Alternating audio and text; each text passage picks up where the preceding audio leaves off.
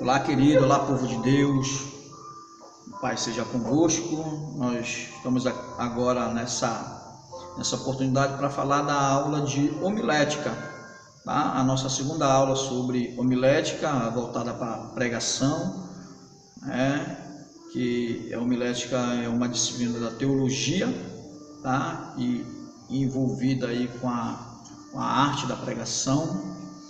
E nós gostaríamos de falar sobre a aula número 2. A aula número 2, a aula de hoje, nós vamos falar sobre a origem da homilética, tá?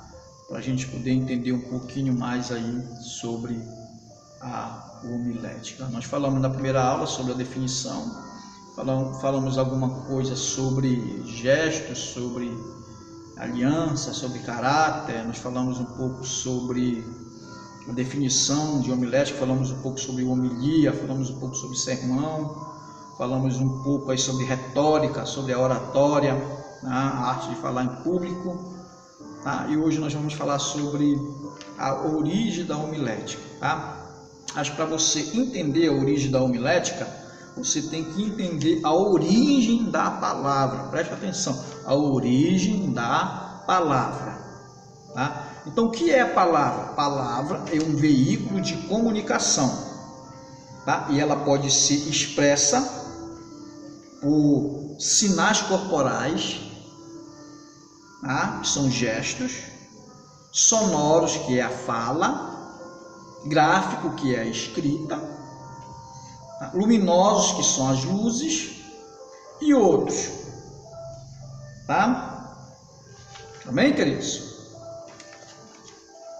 Não, preste atenção, a palavra possui dois elementos, muita atenção, a palavra possui dois elementos básicos, o material, que é o som, que recebe o nome especial de vocábulo, tá? E o imaterial, que é a ideia, que recebe o nome de termo, tá? Preste atenção.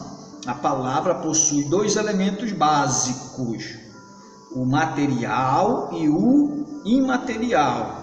O material, que é o som, nós chamamos de vocábulo. O imaterial, que é a ideia, nós chamamos de termo, tá? Então, como surgiu tudo isso? Como isso apareceu assim? Foi o convívio social.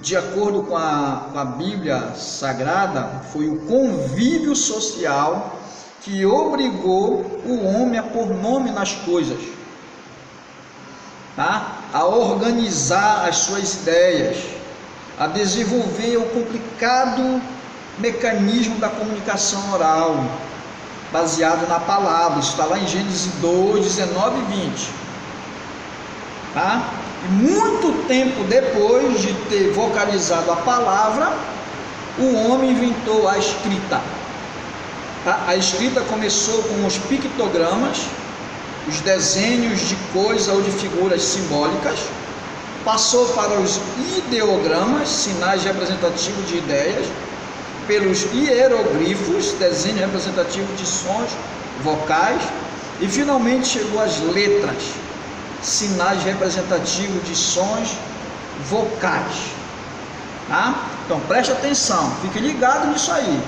Isso é muito importante para você poder entender a origem da homilética, tá? Fique ligado. Então nós vamos ver o segundo tópico agora. O segundo tópico da origem da homilética. Vamos falar agora sobre a origem da conversa, tá? O convívio social que nós falamos agora há pouco, tá? Que levou o homem a inventar a palavra e a frase, produziu também a conversa ou conversação, isto é, a troca de palavras, tá? A conversa é um diálogo entre duas ou mais pessoas. Preste atenção, a conversa é um diálogo entre duas ou mais pessoas, tá? Os gregos davam à conversa o nome de homilia, tá? De onde nos vem a palavra homilética. E os romanos a chamavam de sermones, de onde nos veio sermão. Tá? Note que homilia e sermones são simples sinônimos que significam conversa. Quando você vê alguém conversando com duas ou mais pessoas, eles estão conversando. Tá? Eles estão ali naquele convívio social, porque o homem é um ser social, então eles estão conversando. O que é homilia? Homilia, eu designei o termo homilia para pregação simples. O que é uma homilia? Uma pregação simples, como Jesus fazia. Tá? E ética. Nós falamos de ética ontem. O que é ética? Conduta humana. Onde vem comportamento, da onde vem modo de ser, como eu devo me vestir, como eu devo me trajar. Isso é ética, homilética, tá? Então nós falamos aí sobre a origem da conversa. Nós vamos agora falar para vocês sobre a origem do discurso. Presta atenção. O convívio social que produziu a palavra, a frase e a conversa também produziu o discurso. Enquanto que a conversa é um diálogo em que o interlocutor tem a participação direta e real, o discurso é um diálogo em que essa participação é direta, mas de forma imaginária. No discurso, a pessoa que fala imagina que está trocando ideias com os seus ouvintes e espectadores. Tá? Você vê um pregador quando ele está pregando, quando ele começa a interagir com as pessoas, como ele começa a interagir com o público, ele já não está conversando, ele já está discursando. Quando ele aumenta o tom da sua voz, quando ele fala a mais pessoas, a um grupo maior de pessoas, ele já não está conversando, ele já está discursando. Quando eu aumento a capacidade da minha voz, quando eu altero o som da minha voz a um público maior, a um auditório maior, eu estou discursando, estou num discurso. Ninguém sabe quando o discurso apareceu, mas podemos imaginar como ele apareceu. Foi quando alguém teve que alterar a intensidade da sua voz para se comunicar com um grupo de pessoas. Tá? Então veja bem aí, presta atenção. Discurso é quando alguém, ele altera a intensidade da sua voz e fala a um grupo maior de pessoas. Tá bom?